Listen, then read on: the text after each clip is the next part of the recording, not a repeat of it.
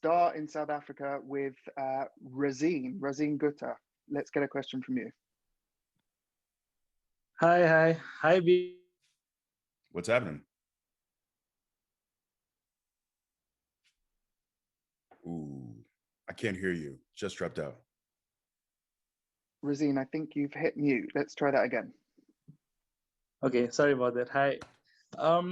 So I said the last time we chatted, you weren't champion yet, and you told us how much you wanted to become champion, and now you're champion, and you're going up against Apollo Crews for like, I think it's been half a dozen times. You guys have probably.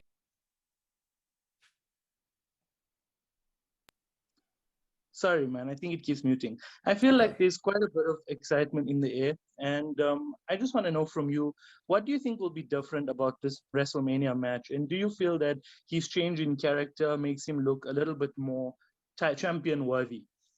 Yeah, I think if you look at Apollo Crews' presentation now as compared to 4 or 5 months ago, I feel like it's clear that there's more invested in him, that he feels like a bigger player now, especially when you see him with the new entrants, you see him come out with the guards. You could tell that there's more invested in him. I think what's different about this is that, for me at least, this is the first time I've had a real blood feud, a singles blood feud with someone where, like, you know, if a man tries to drop a set of steel steps on you, you should want to do something pretty bad to him. So that's the situation we're at right now. And, you know, he's a guy who's always been extremely talented, but has never, whether it's him providing the opportunity for himself or being given that opportunity, he's really never been featured as that top tier real threat. And I think now he feels like a guy who, yeah, like he feels like he could be a major player. And I think for me, I want to face guys when they're at their best. I want to face talent when they're at the peak, and I want people to be invested. If it's just me and some guy, then who really cares about me? Who cares about the match? Who cares about the program? So, you know, I might not like the way he goes about doing things, but I have a ton of respect for Apollo Crews and his ability, man. He could do it all, from the gorilla presses to like moving like a luchador. Like he's incredible.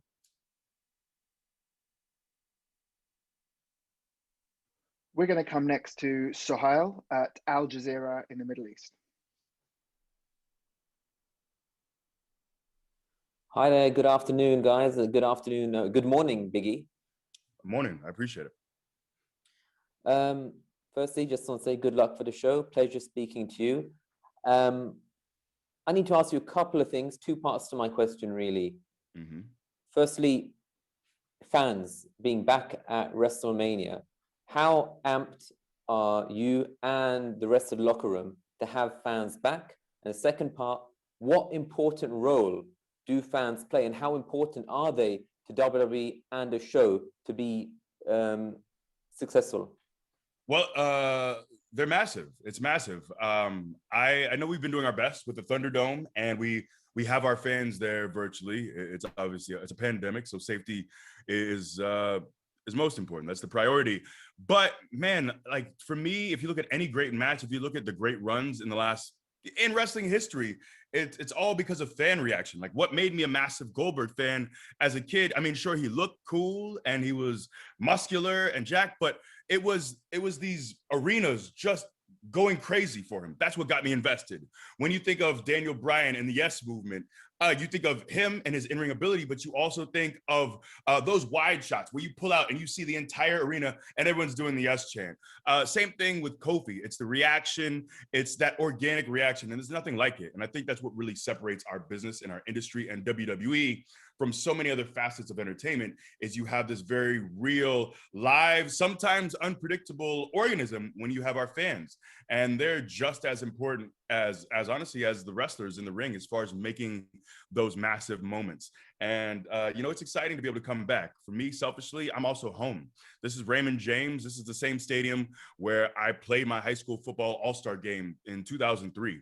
This is my city. I'm born and raised here. I still live here. So for me to be able to come back after over a year of not having fans, and the first match in front of fans is at home in Tampa, in my city, just down the road, is something that I'm really grateful for. We're going to come next to Jack Hudson over in Australia. G'day, Big E. How you going? I'm good. How are you? Yeah, not too bad, thank you. I just want to ask, what is your favorite aspect about the whole build-up to WrestleMania? Is it the fans? Is it just the excitement? And what's the feeling like amongst the locker room in the lead-up to it? The lead up has been cool. I think this is I feel like you'll get a lot of stock answers. One thing that I'm excited for in our build to WrestleMania is 2 days before, I guess a day before Kofi and Woods have their match, we have the very first time we're coming back doing a live version of our podcast, and we haven't done that in a long time, and we're going to have brunch, and there will be bottomless mimosas. So that's really a highlight of my build towards WrestleMania is brunch with the boys. But I think just kind of for us, the excitement is in getting back to what we do. That's when we all first started wrestling, I first started in 2009, and it was all about your ability to move a crowd. That's the beauty of what we do. And I think there are guys who can do it all in the ring, but don't necessarily get that crowd reaction. And there are guys who really aren't that good in the ring, but get great reactions. And I think the pandemic era kind of can expose certain people. I think the beautiful thing with getting back to crowds is we're getting back into the essence of our industry, of our craft. And I'm excited, man. I'm hoping that people are as excited as we are, and that they're loud and that they're into it. And I hope we get to put on a great show for them too. We're going to go next to Claudio at Contra Attack in Italy. Hello, do you hear me? Yes. Hi, how are you? I'm good. How are you? Thank you very much. First of all, sorry because I don't speak English very well, but I'll try. Sounds good to me. Just one question, Biggie. Compared to when you started wrestling in WWE, what is the quality do you think you have developed better in those years? Thank you. Oh, for me, no, thank you. For me, it's easily becoming a more comfortable performer. I think the New Day run helped me immensely. I was just I cringe watching back some of my earlier stuff when it's promos or just the way I present myself. I very much just wanted to present this tough, big, kind of at times emotionless guy. And it's boring, honestly. It's done to death. It's not imaginative. We already have Brock Lesnar. We had Mark Henry at the time.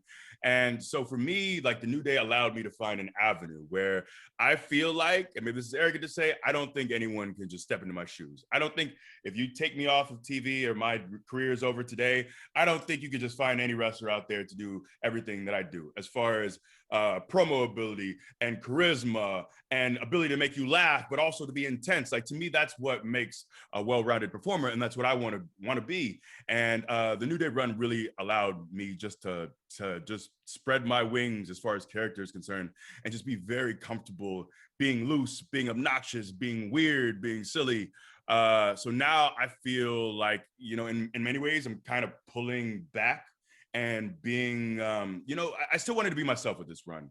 And I wanted to entertain people and be fun, but I also needed an added sense of purpose, an added sense of drive. I didn't want to just be the guy in the locker room shots, just acting an ass, because Kofi and Woods gave me their blessing to go solo, and now we're on different shows. And if I'm just a guy who's floating or just a guy who's happy to be here, then I feel like I've done myself and I've done them an injustice. And also all the fans who clamored for so long for me to get opportunities, I feel like I failed them too. So that's what it is now for me. It's still bringing the elements of what I've been doing the last 5-6 years, but there's this added sense of purpose. Because now, man, I want to win championships. I want to establish a legacy as just Big E that I can be proud of.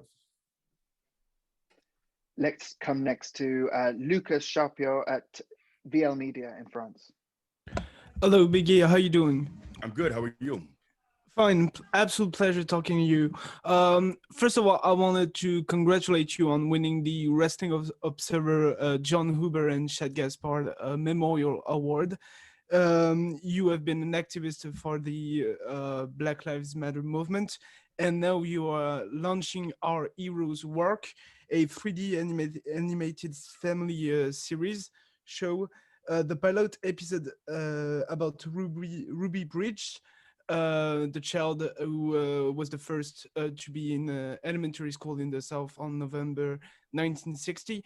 Could you tell us more about that project and how it is important for you? Is there a launch date, and where would it be available?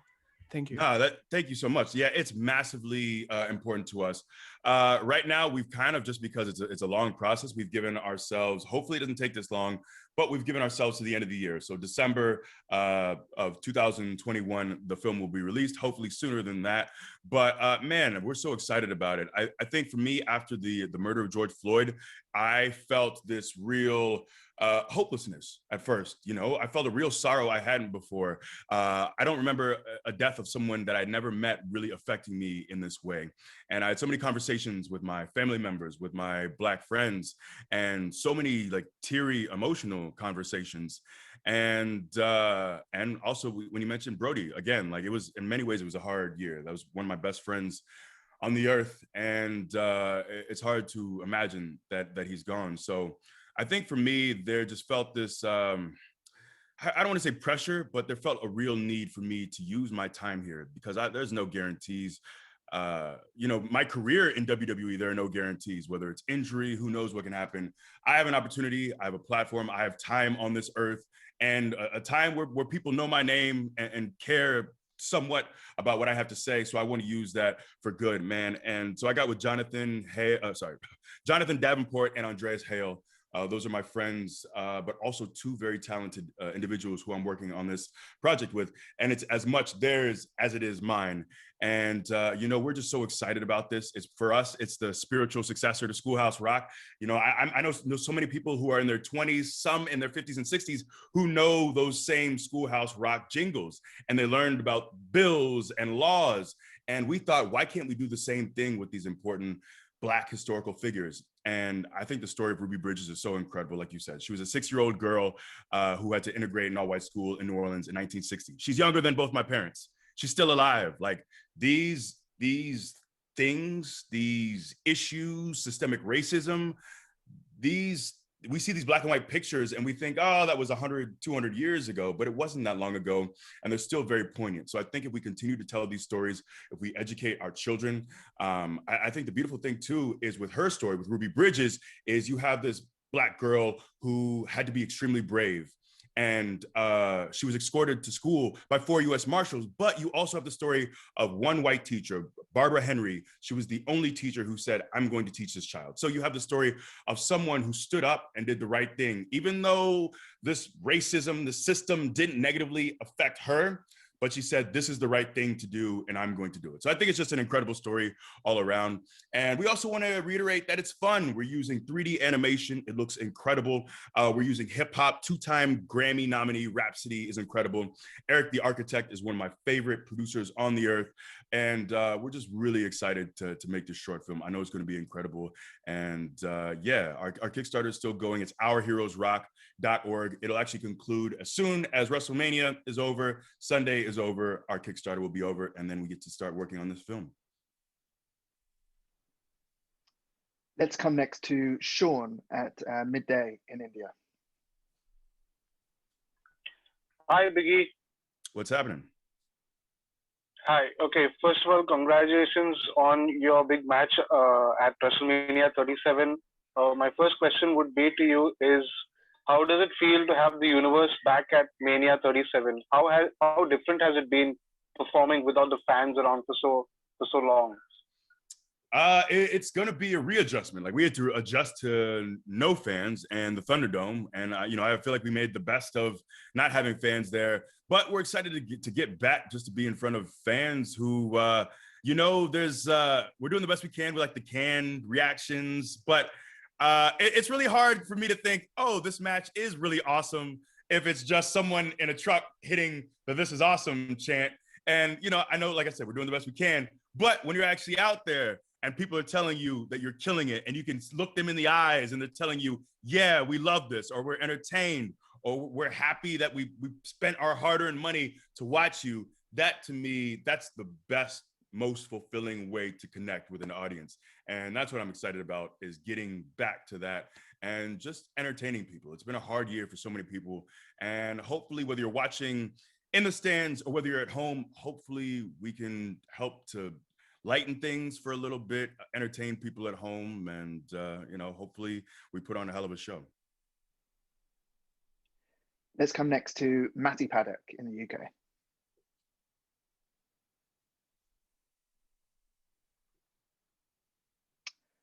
Matty Paddock in the UK. Free to unmute. There we go. Yep.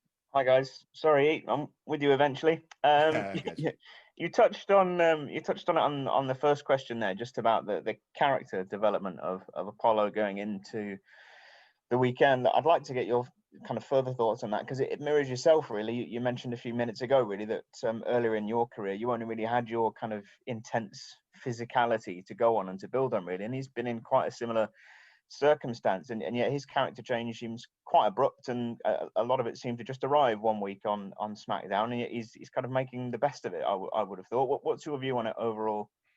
Yeah, no, I think the same, and I think for a lot of people who have criticisms, and I'm not saying they're not rightly placed, but I will say, for me, even as a Black man, I'm not Nigerian. I'm not Nigerian American, so I can't really speak to his experience. So it's oftentimes I'm reaching out to people like, Wale or my buddy Kaz, who are Nigerian, and like, hey, does this feel right to you? Is this authentic? So for me, it's I feel in many ways it's not my place to tell him the best way to be Nigerian or to be Nigerian American or to represent his people, because these are things that I'm learning that I don't know.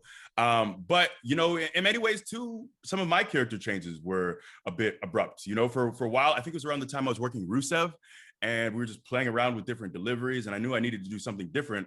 And again, I wouldn't watch his back because I'd be cringing, but I think I just come out and start cutting this like all-American preacher style promo with this delivery that I've never used before.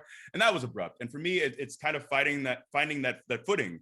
And I had to learn to pull back certain things. And over time, my hope, for Apollo's sake, is that he's able to figure out where to pull back and where to adjust. And like you said, oftentimes, like what we do in WWE, so much of it is on the fly. So much of it is, here, this is what you're handed, make the best of it. And so that's what I think he's being tasked with right now, is he has to find ways to make the best of it. What's going to be important for him is when he moves on from me, when I beat him and he has to move on, like if he's trying to sustain a career in WWE, he's going to have to figure this out. And in that sense, I see a guy who's really talented, extremely talented, and I want to see him win. I don't want to see him win against me, but I want to see him win in the sense that I hope he's a guy who can figure it out, and that he's not a guy who's off TV and we don't see him again, because we need talented guys like that. We need to keep featuring. We have, our roster is stacked. When you look at SmackDown, I'm telling you, we easily, in my opinion, we probably have a half dozen guys who could be world champion. And we have a bunch of guys who have never touched a world title who could be world champions on our roster alone. So I want to see more of those guys get opportunities to really add to the show, because we're stacked as a roster. We are really stacked. We just need certain guys to get those opportunities, to kick through the door, whatever it is, and to really shine. Let's come next to Matthias at Larazón in Spain. Well, hi guys. Hi, Biggie. Thank you for your time. I just wanted to ask you, I'm a big fan of yours, and I'm a big fan of your entrances with the New Day. So are you preparing something? I know Apollo will play in a big league in terms of his entrance, but are you planning to do something special? Yeah, we got a little something cooking up right now, but of course I can't divulge it to you, because then we would just ruin the whole surprise. And I like surprises. That's one of the things as a fan. I like watching WrestleMania, and I don't want to know the gear beforehand. I don't want to see the gear. I want to see the new gear. I want to be surprised by things. And I know we're also in this day and age where we want to announce guests and people like that to get more eyes on the show. And I get that, but I'd rather keep this close to the vest. But yes, we have something you probably actually will be hearing about soon-ish, but we have something cool planned that I'm excited about. Let's come next to Andre at Route Music in Germany. Hello from Germany. So I would like to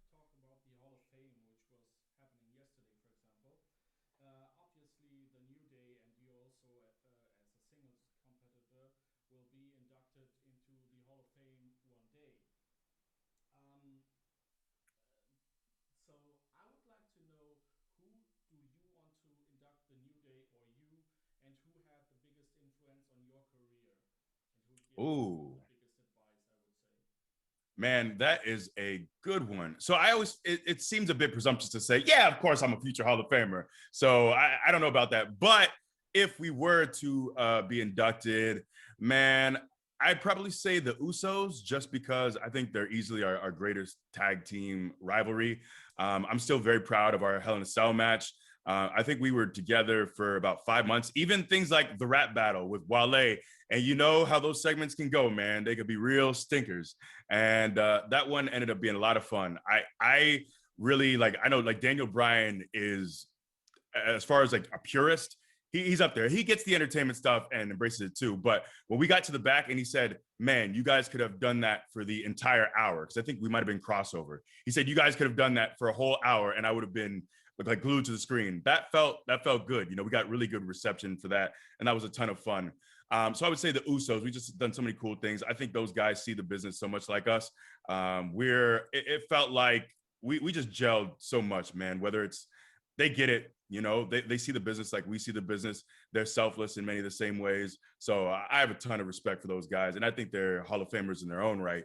But I'd say the Usos for inducting us, but it's very strange to even think about being inducted. As far as a great advice, man, you know, there've been so many people along the way, even people like, man, like Kurt Hawkins was the one who gave me my finish when I was in FCW. This is in 2009. It was called the body bag. Then I think he stole it from another like indie wrestler and said, hey, you should try this. So like there are guys like that, man. Even like Michael Tarver was super influential in my career at a time when I was really green in FCW. We were kind of married. I think we had 6 straight matches. And he, at the time where he had way more experience than me, he had been on the road, and he just kind of took his time with me to say, this is how you should see yourself. This is how I see you. So it was the first time someone said like, hey, this is how you start to make yourself different. This is how you separate yourself. Joey Mercury at a time in FCW. Again, there are just so many people along the ways who just really kind of selflessly gave me advice or pulled me aside, and I'm really appreciative of that. You know, and they're big names too, like your Cenas of the world. But I also want to be thankful for so many of the guys years ago at the very start of my career, and like Dr. Tom Pritchard, Norman Smiley, those guys, so many guys like that. So it's hard to just identify one. Let's come next to let's come next to Alex McCarthy at TalkSport in the UK.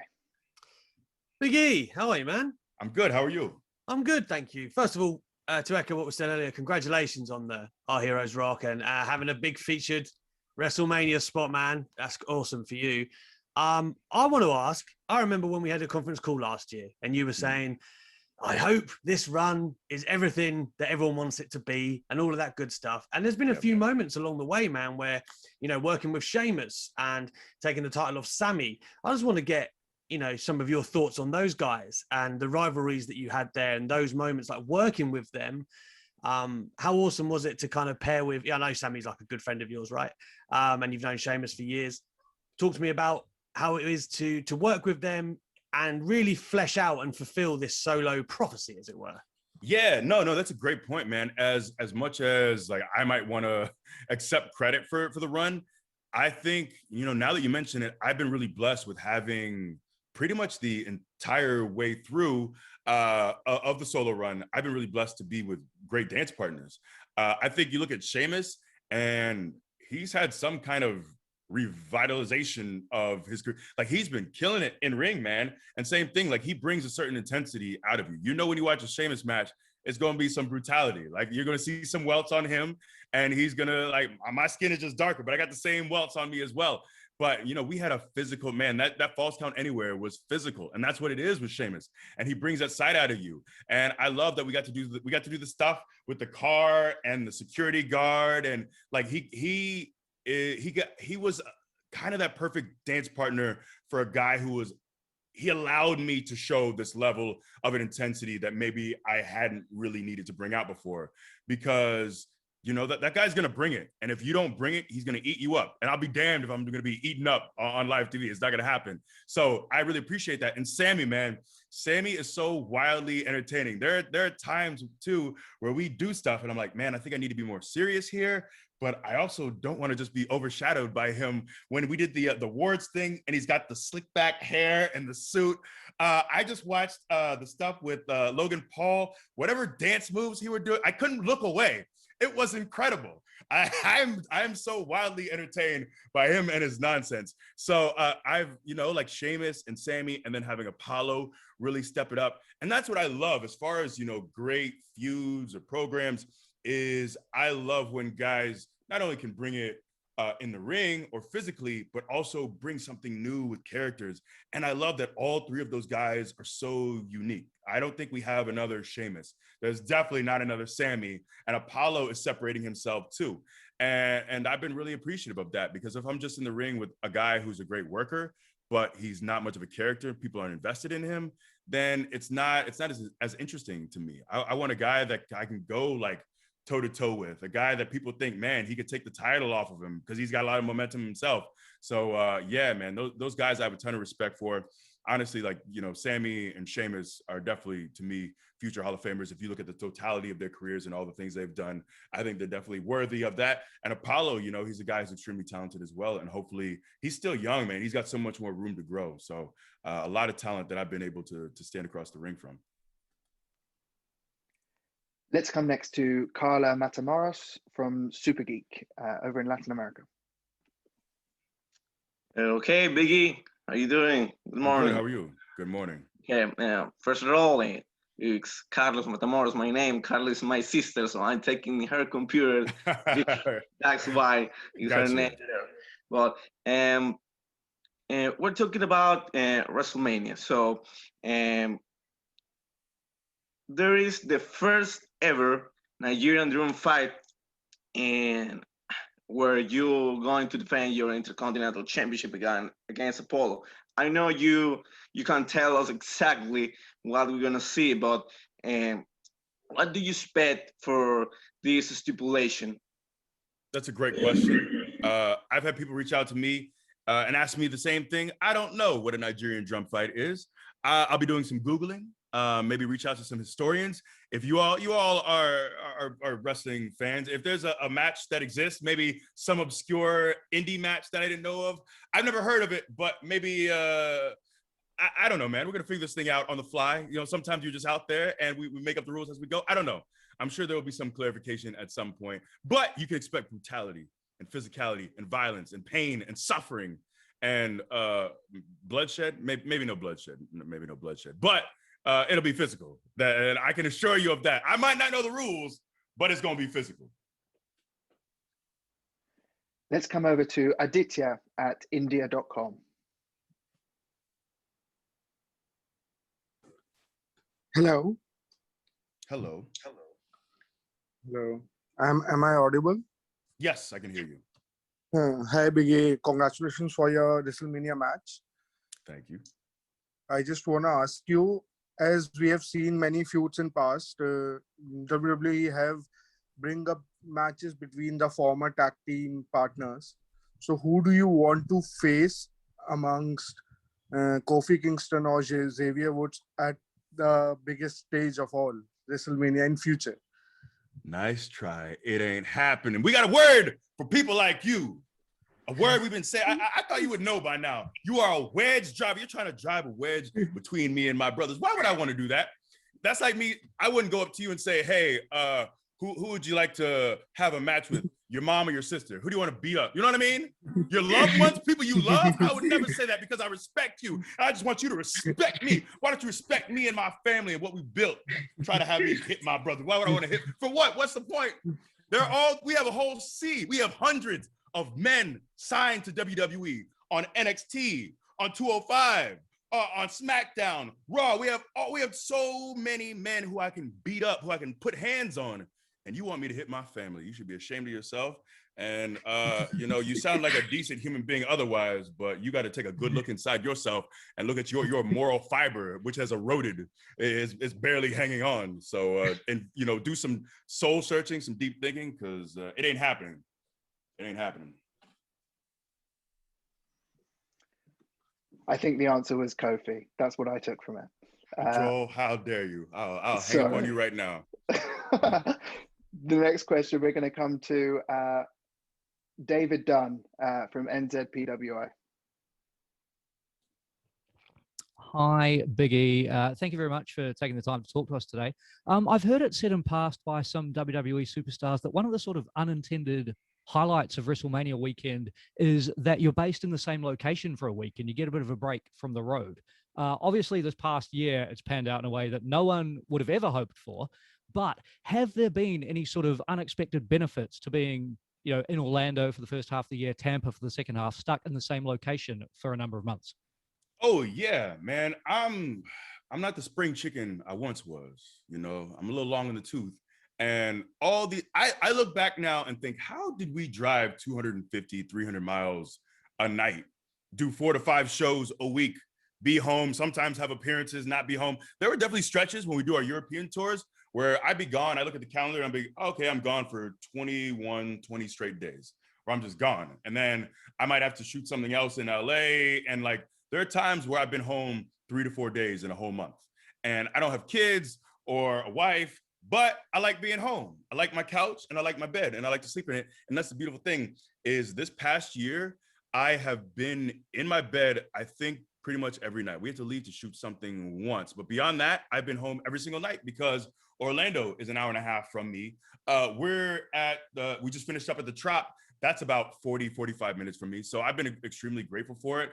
I didn't know how I would take it because you get so used to the hustle and bustle of the road, but I'm just really loving my time being at home and just having more time to sleep and not having to deal with airports and airplanes. And as much as we do love traveling and seeing our fans abroad, I just really enjoy being home, having more time to, I will talk people's ear off about meditation because that's what I do now. Every day I make sure to meditate in the morning. I go on walks in my neighborhood. I know my neighbors now because I'm actually here and I say hello to them from a distance. It's very safe, but that's been the beautiful thing is just having more time to be at peace, to get some rest, to learn about me, to some self-love, that's all. Let's come next to Alistair McGeorge at Metro in the UK. Hey man, how's it going? I'm good, how are you? Good, yeah, not too bad, thank you. I want to go back to the draft and New Day obviously going on to separate shows. And I was wondering on a personal level, how was that adjustment for you? And also what were kind of the biggest challenges in going back to being a solo performer after so long in that unit? We were bummed, man. We were definitely bummed. We definitely think we wanted to just like Kofi was able to become a world champion with our group still being intact with us being on the same show. And I also feel like it allows us more opportunities in that, hey, we can do six mans, we can do tag stuff, we can do solo stuff. We're like this Swiss Army knife of a faction and that we can all, break apart and come together. And that's what we wanted. But, I think there was a bit of a silver lining with us being on separate shows is it forced us to kind of create some separate identities.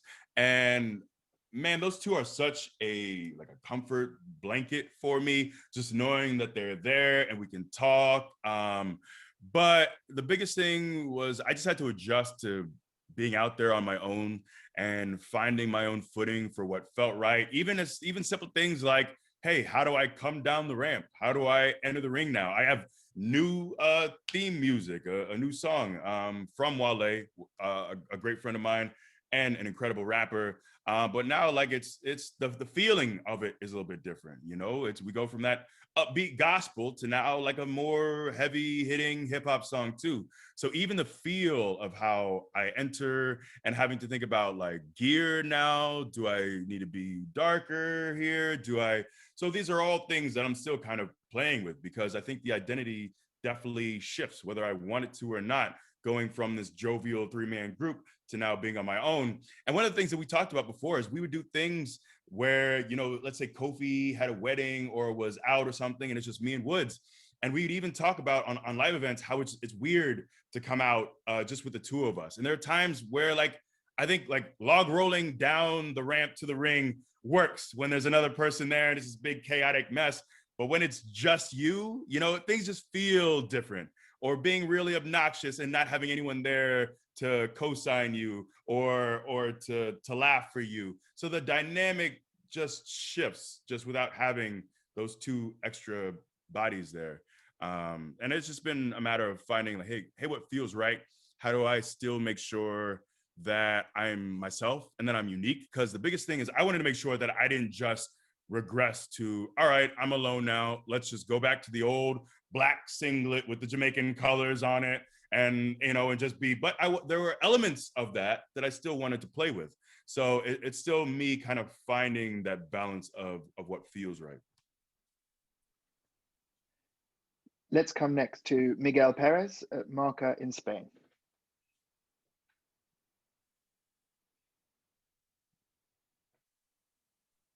Hello, Vicky. How are you? I'm good. How are you? Very well, thanks. Would you like to give Kofi Kingston or Xavier Woods opportunity for the Intercontinental Championship? What did you say? Were you not paying attention earlier, sir? There will be no fisticuffs between the New Day members ever. You hear? There are hundreds of men. First of all, they're not even on the show. They're not even eligible for an IC title shot. If they get on the show, they'll go after other titles. They'll do other things. Why would I don't want to beat them up. I think on a more serious note, one of the things that we wanted to portray, which I don't think I can never really remember, not over long term, is we have so many of these stories in wrestling where factions and groups and stables it's all about them turning on each other. And I get it. That can be interesting because you want to see this dynamic of people who got along, and now it's starting to fray a little bit. And now the relationship and the dynamic is changing, and who's going to turn on who. But you don't get Kofi Mania in the same way you do if we had listened to people clamoring for us to break up or to turn on each other. You don't get those opportunities to tell those stories of brotherhood.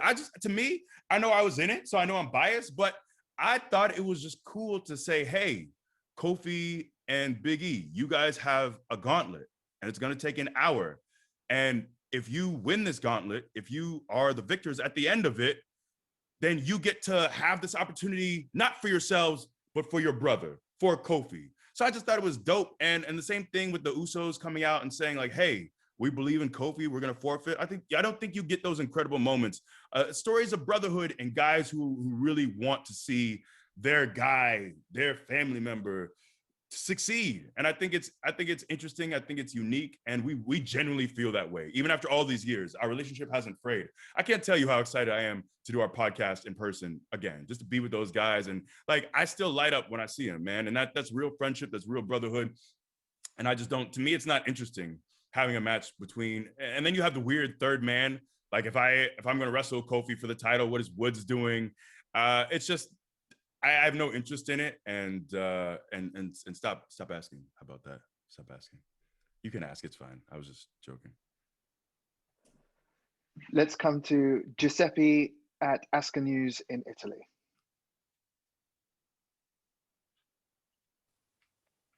I begin. What's happening? Good. How are you? It's okay. It's okay. Which is the thing that you miss more than anything of the New Day, actually?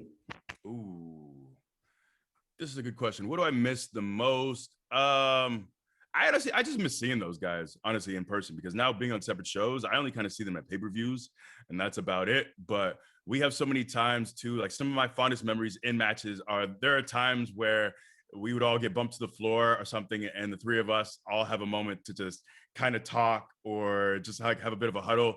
We did that. We had that Elimination Chamber match, and can't really divulge what we talked about because it's not lewd, but I can't say. But anyways, there's a moment that we'll always cackle about because I think it's right after we had this idea. Kofi really wanted to stuff Titus's head through the chains, and that just really made him giggle, and it made us giggle too.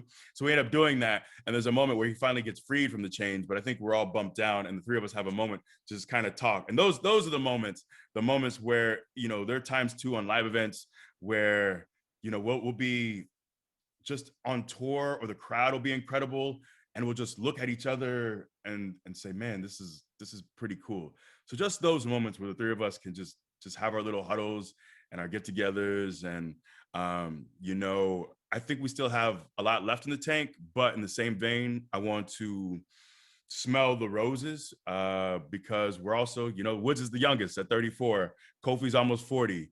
And you never know when this is going to be over. So I just want to be appreciative of those moments. And I hope we get to have more of those moments together. You know, this journey has been incredible.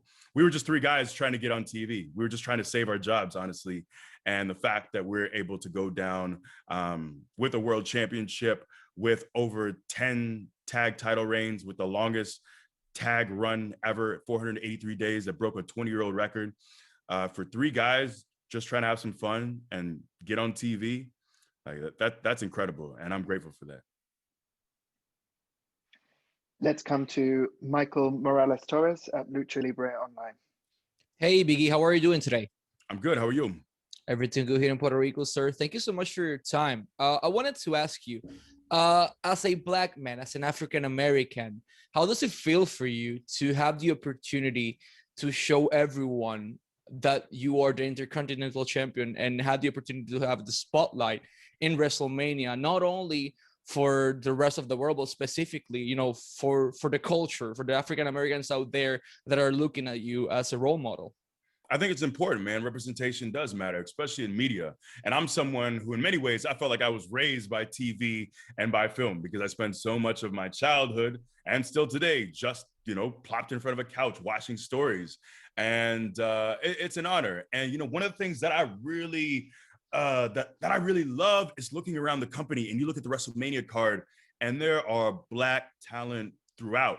And what I think is most important is, to me, when you look at that card, you don't see a bunch of Black talent who are like, you just are given that opportunity as a diversity initiative or because we just needed more Black talent. You look at Bianca, she's undeniable. She's an undeniable star to me. Same thing with Sasha. You look at Bobby, like you look at all the Black talent on this card from top to bottom. And I just think, man, there's so many people who are deserving, who are incredibly talented. And you see that throughout our industry. And it's something I started paying more attention to the last few years, is that even outside our company, there are just so many really talented Black wrestlers who are unique, who don't have to lean on stereotypes, who can be themselves, who can be nerds, or just present themselves in a unique way. And that's something that I'm really proud of. And I hope we get to see more of that, people from all shades and backgrounds getting to do what we do. And hopefully the message is that there should be no limitations based on your skin color or your sexual orientation or anything like that. If you're dope and you're good at what you do, you should be given the same opportunities as your white counterparts. We've got time for a couple more, so we'll come first to Andy Spores at AOL in the UK. Hi, Biggie. How's it going? I'm good. How are you? Yeah, not too bad. As a regular listener to the New Day podcast, I feel like I have to start off with Big E salute. With the hand curved backwards. But onto the question, you were right in the middle of one of the biggest WrestleMania moments in recent years when the Hardys came back at 33. What's some of your favorite fan pops that you've experienced personally? And can you explain that kind of emotion that goes through your body? Man, it's incredible because I think with the Hardys, so they did such an incredible job keeping that secret. We didn't really even know, honestly, until we got into Gorilla. We had kind of heard maybe this is what's going to happen, maybe like the day before, but like it was just a rumor from someone else who had heard it. You know, it was like third or fourth party, but we got in Gorilla, and then just to know that these people, this like almost 100,000 people, they have no idea what's coming. And then just to be able to take them on, like, I'm just getting goosebumps just even thinking about it. And I rewatched, I think Matt posted the clip recently, and it's such a cool moment. And even though it's not really about us, I was just so honored to even be a small part of it. Seeing people lose their minds for that was incredible. Also, again, I was kind of a part of this, but it really wasn't about me, was being there for Dolph when he cashed in. And Dolph then, this is 2013, was red hot, man. And he was that internet darling, the guy that people just wanted to see, like, man, this guy's so good, and you're not giving him that opportunity. And for him to finally cash in and to see the Izod Center the day after WrestleMania erupt, that was incredible. And then two, man, even being there for, you know, a lot of us, kind of the thing is, if you know Undertaker's a surprise or if he's on the show, is, you know, just finding that spot where you can peek out from the side through a curtain and just watch. And that's the biggest thing, is like, you want to watch and look at the kids' faces and see how they react. Look at the 40-year-old man, look how he loses his mind when he hears that gong. You know, those are the truly special moments. And those are all because of crowds. And, you know, we're doing the best we can in this pandemic with the Thunderdome, but that's one reason we're so excited to get back to crowds, is because all those moments, like you said, they're all about just massive crowds and massive reactions. And this isn't, I don't know if this goes down as like one of the biggest pops in history or anything, but for me at the time, the pop we had in Brooklyn, when in 2015, when we started our 483-day reign, we won that four-way. I think it was Kofi pinning Darren, something like that. But as soon as that happened, I remember like I could barely sleep that night, because I was just buzzing off the adrenaline, the way the crowd received us. That was us at like just really getting there in 2015, of really getting people behind us. So those moments and those pops, man, there's nothing like it. And I was a guy for a while when I first got in the business. I told myself, I was 23. I said, man, I'm going to retire at 35. I don't want to be one of those old guys who hangs around. And now I'm 35. And I get it, though. I get why guys wrestle and women wrestle into their 40s and 50s, and why some people can't let go, because there's nothing like it, man. That drug, that feeling, that euphoria of really having a crowd in your hands, of seeing them lose their minds or cheer for you, it's one of the best feelings you can ever have in the world, man. There's nothing like it. And that's what I think makes our business and our industry so special. Let's come to Philipp Platzer at Hoyt in Austria. Hello, Biggie. What's happening? Austria. All my questions have been answered so far, so it's for me to wish you good luck in your match. We'll be going live in the middle of the night to root for you. And looking forward to it. Thank you. Thank you. Catch a nap or something, you know, get a nap, get well rested, something. But thank you. I appreciate it. Well, what a perfect place to end. Thank you all so much for your questions. We are very much well into WrestleMania week and looking forward to the weekend. So, of course, don't miss Big E and his championship clash at WrestleMania 37. Live 2 nights, this Saturday and Sunday, on the WWE Network. It just goes to leave us but to say thank you to all of you for your support, your continued support, and we hope you enjoy the show. But for now, you may disconnect.